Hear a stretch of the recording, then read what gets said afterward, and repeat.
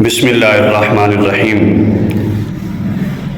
حضرت امام حسین رضی اللہ تعالی عنہ وہ عظیم شخصیت ہیں کہ جن کے بارے میں نبی کریم صلی اللہ علیہ وآلہ وسلم نے بارہا فرمایا، سید شباب اہل الجنہ الحسن والحسین، کہ حضرت حسن اور حضرت حسین رضی اللہ تعالی عنہما جنتی نوجوانوں کے سردار ہیں۔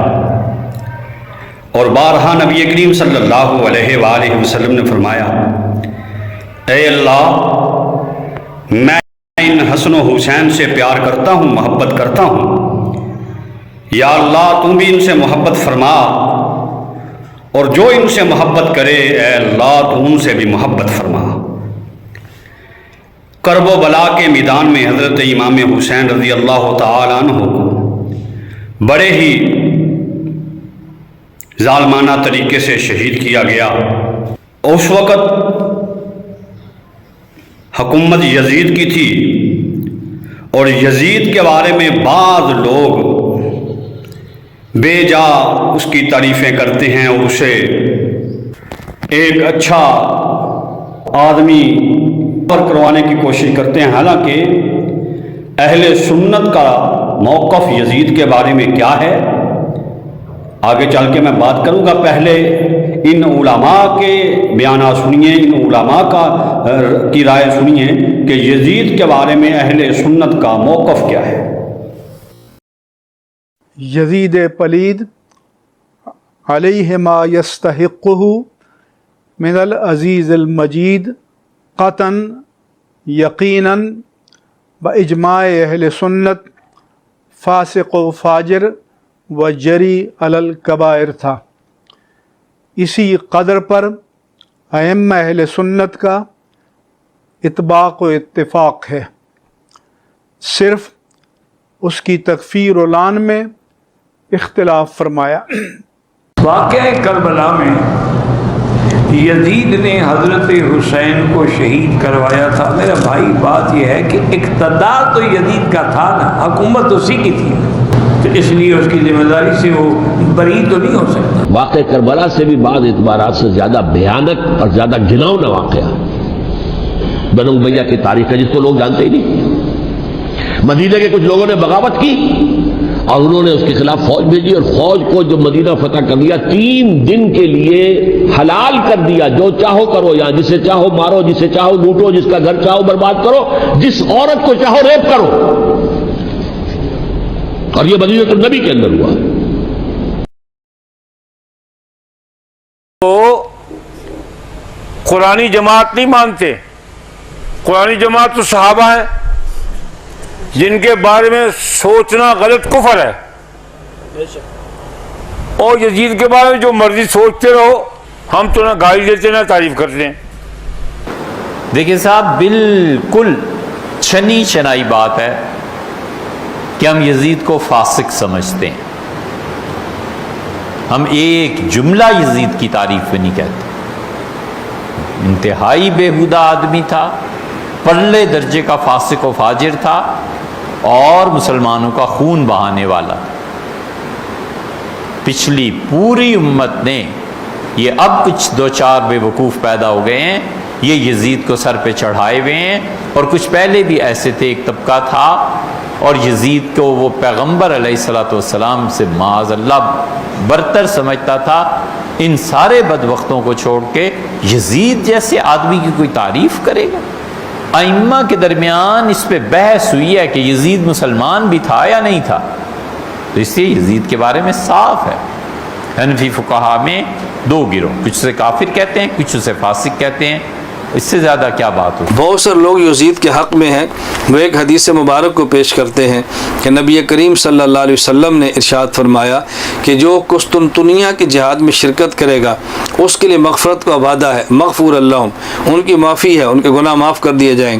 تو بعض لوگوں کا کہنا ہے جو یزید کے حامی ہے کہ جب یزید قسطنطنیہ کی جہاد میں شریک ہوا ہے، اس کی گناہ کی معافی کا وعدہ اللہ کے نبی نے فرما دی ہے، تو آپ ان کو فاسق اور فاجر کس بنیاد پہ کہتے ہیں؟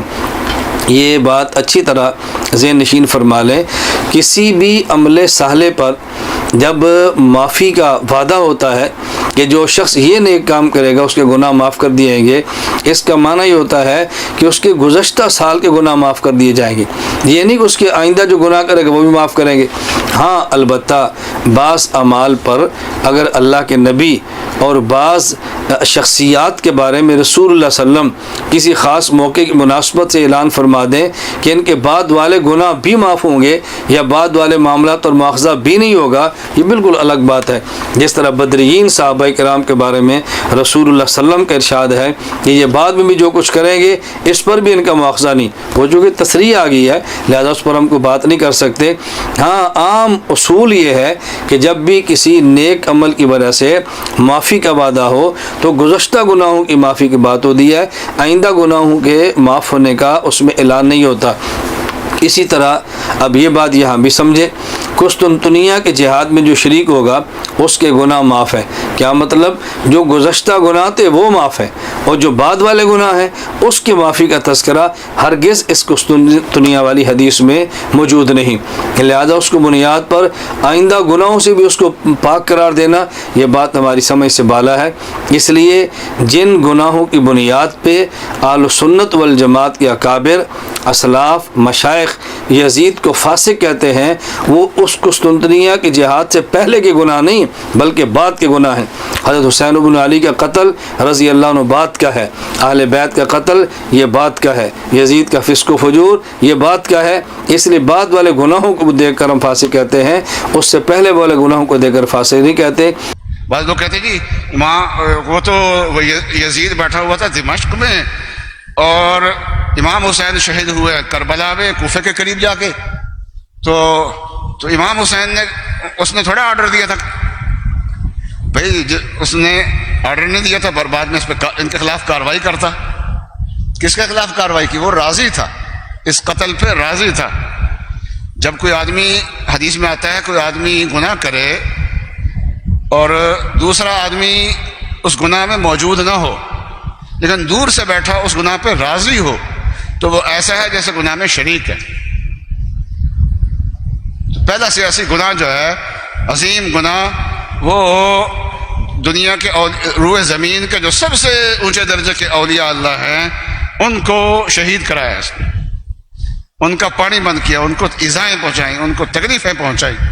دوسرا کام انہوں نے کیا کہ مدینہ پہ چڑھائی کی یزید نے فوج بھیج کے، کیونکہ اہل مدینہ نے یزید کی حکومت تسلیم کرنے سے انکار کر دیا تھا، تو 3 سال کی حکومت کے بعد اس نے مدینے پہ اپنا لشکر بھیجا اور بے تحاشا قتل کیا ان لوگوں نے، اور مدینہ کی بے ادبی کی اور مدینہ کی اینٹ سے اینٹ بجائی۔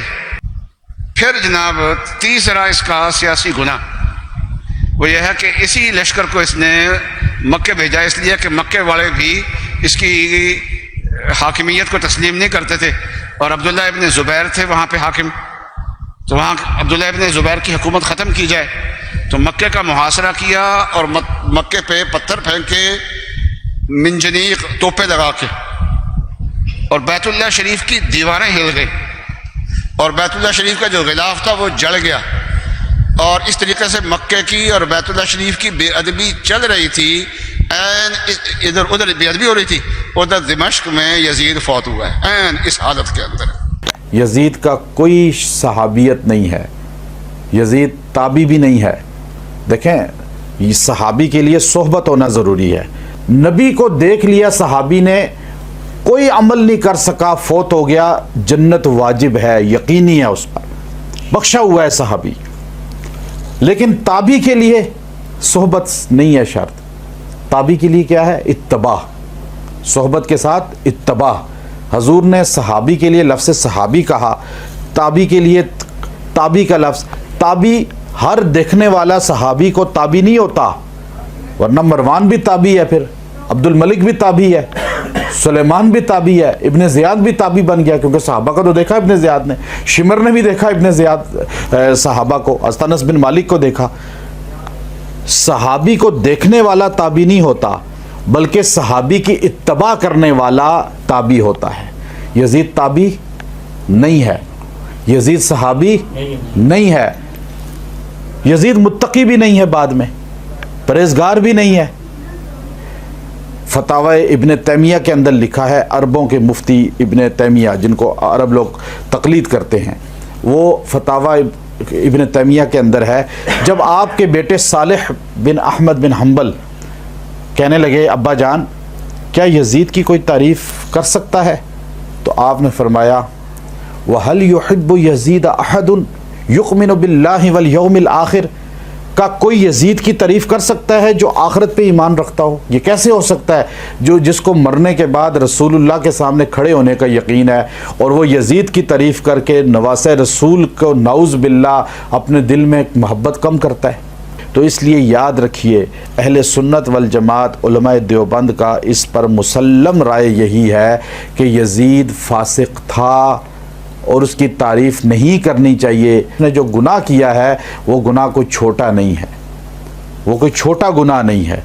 तो इसलिए हमारे जो तारीफ़ करते हैं यजीद के मुकाबले पे हज़रत हुसैन रज़ी अल्लाह तआला अन्हु को लाकर फिर यजीद को अमीर कह देते हैं या रहमतुल्लाह अलैह कह देते हैं या यजीद की तारीफ़ कर देते हैं, कल क़यामत में रसूलुल्लाह सल्लल्लाहु अलैहि वसल्लम के सामने ये लोग शर्मिंदा होंगे, इसलिए कि जिसने हमायत का इजहार किया कत्ल हुसैन पर वो भी जहन्नुम का ईंधन बनेगा। यजीद जो है वो बदबख्त था, शकी उल क़ल्ब था, फासिक फाजिर था, ये सब उलमा का इत्तेफाक है। इसलिए यजीद को पलीद कहते हैं, यजीद पलीद लिखा जाता है, उसको रहमतुल्लाह अलैह नहीं कहा जा सकता क्योंकि उसने बहुत बड़ा जो है ये घनौना खेल खेला, इमाम हुसैन जैसी पाकीज़ा शख्सियात पर ये जुल्म ढाया।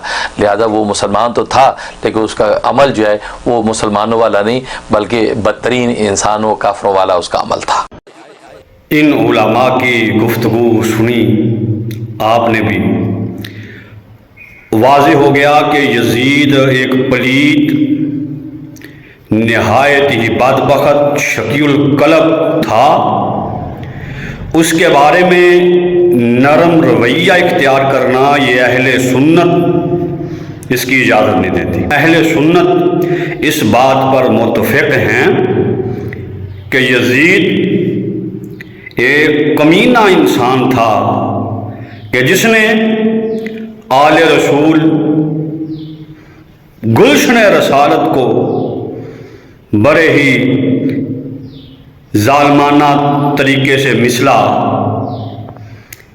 इसके ही हवारी थे, इसके ही गवर्नर थे, इसकी ही फौज थी। तो इस बात से वाज़ेह हो गया कि अहले सुन्नत का मौक़िफ़ यजीद के बारे में क्या है।